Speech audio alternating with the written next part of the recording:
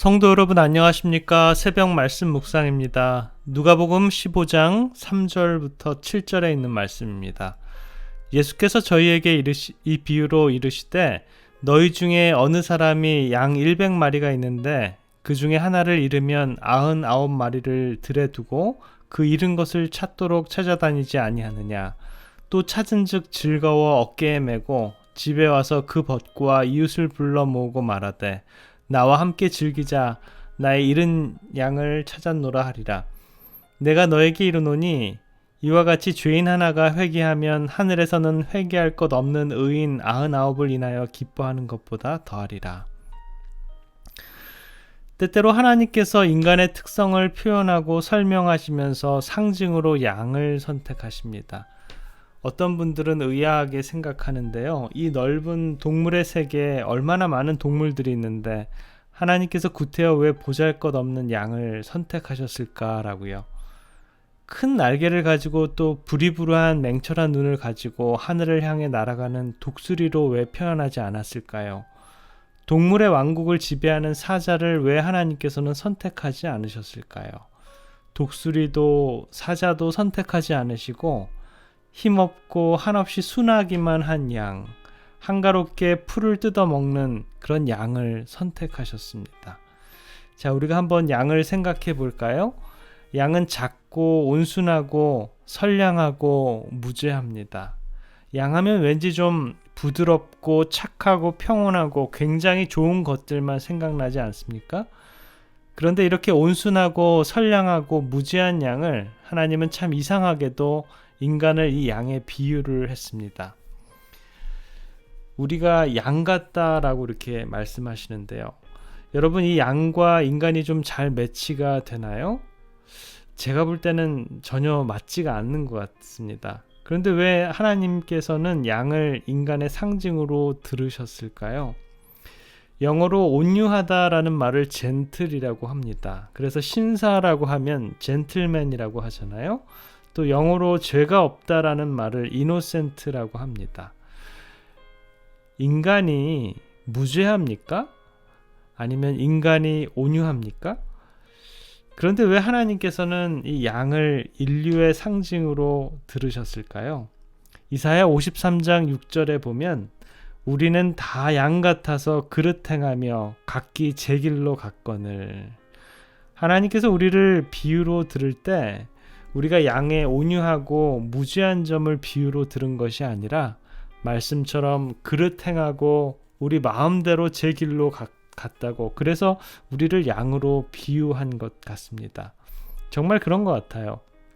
우리는 양처럼 우리 고집대로 하는 것을 좋아합니다. 우리의 성향, 우리의 경향이 그렇습니다. 양은요, 목자가 위험하다고 가지 말라고 하는 곳만 가는 그런 경향이 있습니다.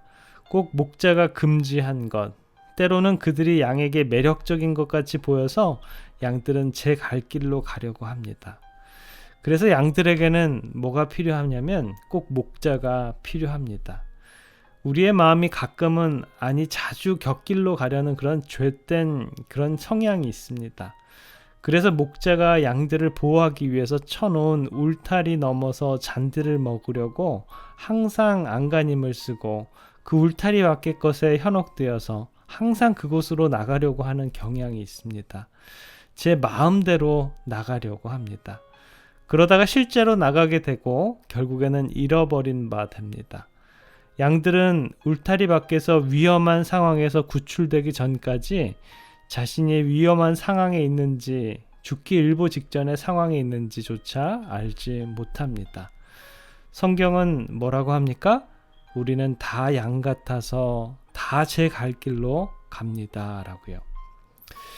또 양들의 특성을 살펴보면요, 항상 목자가 앞으로 인도하는데도 양들은 목자를 잘 볼까요? 잘 안 볼까요? 잘 안 봅니다.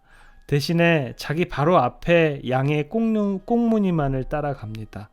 그래서 결국에는 따라가는 양이나 먼저 가는 양이나 곁길로 빠지고 또 그 길이 없는 곳으로 가기가 쉽다라는 것입니다. 양들이 이렇게 참으로 어리석게도 자기들이 그렇게 엉뚱하게 가는 것을 알까요? 잘 모릅니다. 그래서 그들은 다 제 갈 길로 갔다라고 합니다. 왜 우리는 다 제 갈 길로 갑니까? 왜 우리 마음대로 하려고 합니까? 왜냐하면 목적을 잃어버리고 또 사명을 잃어버리고 살기 때문입니다.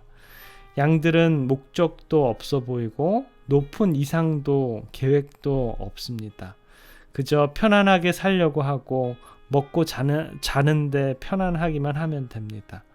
양들은 계획적으로 목표에 달성하려는 의지도 없고요. 무언가를 위해서 살아야 하고 또 무엇을 해야 하는 그러한 사명도 없습니다. 실물교훈 188페이지와 189페이지에 보면 이런 말씀이 있습니다. 낙심하는 자들아, 비록 그대가 아무리 악한 일을 했을지라도 용기를 잃지 말라. 혹시 하나님께서 내 죄를 사유하여 주시고 나를 당신의 앞에 나오도록 용납하실까 하는 생각을 갖지 말라. 하나님께서 우리를 구원하기 위하여 먼저 나서셨다. 그대가 그분을 배반하고 있는 동안도 그분은 그대를 찾으러 나가셨다. 그분은 목자와 같은 측은한 마음을 가지고 99마리를 뒤에 남겨두고 잃어버린 양을 찾기 위하여 들로 나가셨다. 그분은 당신의 사랑의 팔로 터지고 상하여 거의 죽게 된 영혼을 안아 몹시 즐거워하며 안전한 우리로 가신다. 그리스도께서 잃은 양의 비유를 통해 가르치고자 하시는 것은 구원은 우리가 하나님을 찾아감으로 얻는 것이 아니라 하나님이 우리를 찾아오심으로써 얻는 것이다 라는 점입니다. 하나님이 우리를 사랑하시도록 하기 위하여 우리가 회개하는 것이 아니라 우리로 회개하도록 하기 위하여 그가 당신의 사랑을 우리에게 나타내셨다라는 것입니다. 제가 그리스도인이 되고 하나님을 알면서부터 가장 궁금한 점이 하나 있었는데요. 제가 제일 먼저 성경을 통해서 알기 원한 것은 하나님은 무엇에 관심이 있는가였습니다. 하나님은 무엇에 관심이 있어서 이 세상을 만들고 또 사람들을 만들고 그것도 아쉬워서 끝까지 눈을 떼지 않고 어디에 초점을 맞추어 살펴보기를 원하실까요? 여러분 뭘까요? 목자는 무엇에 가장 관심이 많을까요?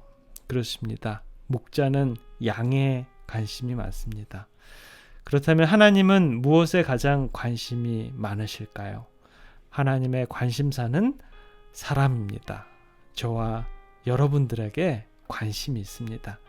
주변의 환경이나 제도는 다 도구에 불과할 뿐이고 하나님은 무엇보다도 사람을, 즉 우리를 가장 귀하게 여기십니다. 저와 여러분한테도 하나님한테는 한 사람 한 사람 다 보물과 같은 그러한 존재입니다. 오늘 이 새벽에 늘 의리를 찾고 계시는 하나님을 생각하시는 하루의 삶이 되기를 바라겠습니다. 기도하겠습니다. 사랑의 아버지 하나님, 저희는 늘 제 갈 길로 가기를 원하는 양 같아서 자주자주 목자 되시는 주님을 잃어버리고 세상으로 잘못 나갈 때가 많이 있습니다. 주님, 우리들의 삶이 비록 곁길로 빠져 있을지라도 저희들을 찾아주시고 주님의 목장 안에 거하는 우리들이 될 수 있도록 주님 인도하여 주시옵소서. 오늘도 저희들을 사랑하시는 그 사랑을 체험하는 귀한 하루의 삶이 될 수 있도록 주님 인도하여 주시옵기만을 사랑의 예수 그리스도 이름으로 기도드립니다. 아멘.